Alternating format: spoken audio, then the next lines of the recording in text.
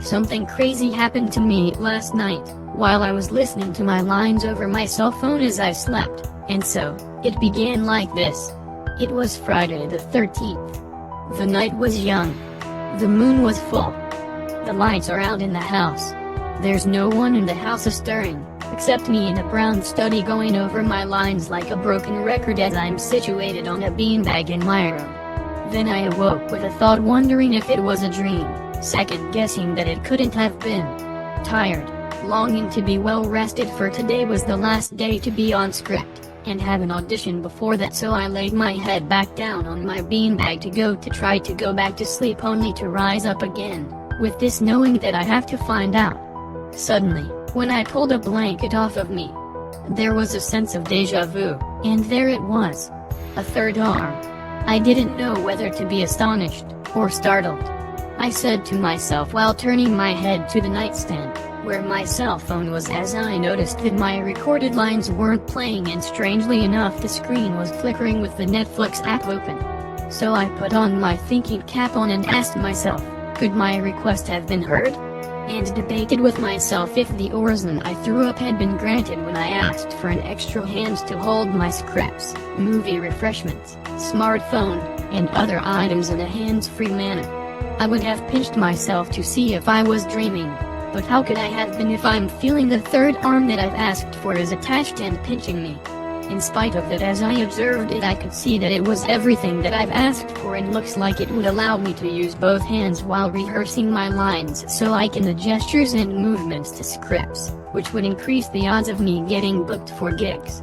Plus, it ought to challenge me to be bolder in appearances when I wear it in public places tomorrow, as it'll most defiantly build up my courage and bravery. So, I'm looking forward to doing my scene with my scene partner tomorrow. Yet I wonder what they would think when they get a load of the extra hand that I've been given. Hopefully, not a freak, but make them admire me to want one. There, and then I woke up but in my bed with my lines being played repeatedly on my cell phone, and the lights was off, as everything seems normal, like it was a dream. And as I laid there in a motionless silence, I pondered to myself, whoa, what a dream. Or, was it real? It must be. I feel like I have just been there. This could be the pizza I ate yesterday. No, this couldn't have been a dream. I've got to see if this was real. So I did what I knew to do and peeked under the cover to see if there was a third arm, and saw none. But no sooner than I pulled the covers down, I heard what sounded like finger tapping Morse code that was coming from my closet. It's a good thing I studied cryptography and knew Morse code. Otherwise I would have known how to translate it, so I laid my head back down to just listen and translate. But I didn't have to, because an audible still small voice emitted through the door during the finger-tapping Morse code. Earthling, I come in peace. The series of thoughts, images, and sensations occurring in your mind during your sleep that you experienced were one in the same with reality, for I have come that you might have life and have it to the full. Although, my time with you has to be brief. For me 1 moment is like 1,000 years where I'm from, as I promise there will be more waiting for you eternally.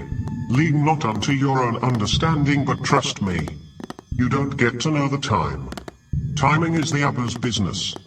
What you'll get is a divine friend. And when this divine friend comes on you, you will receive power and be able to be my witness in the city, all over the state and world, even to doomsday. As this divine friend can be whatever you want and be wherever you are. Now go into the world. Go everywhere and announce the message of God's good news to one and all. Train everyone you meet, far and near, in this way of life, marking them by inauguration in the threefold name, Abba, Scion, and Divine Friend.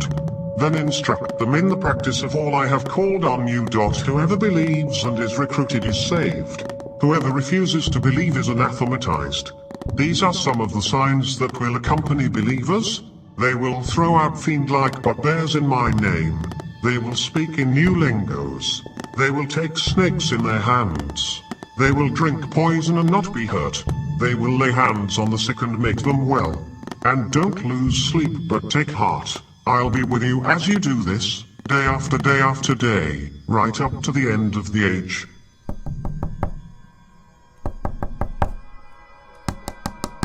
These were the alien's last words. As I heard the voice with the Morse code emitting behind my closet door fade out and disappear into thin air. After that I laid there, staring up at the empty ceiling and dozed off.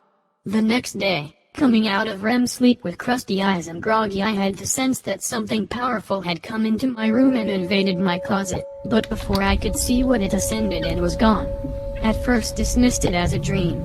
No more pizza before bed.